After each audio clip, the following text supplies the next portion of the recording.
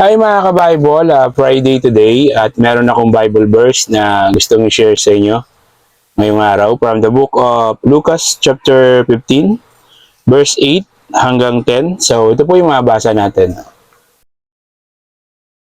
Ang nawala at natagpuang salaping pilak.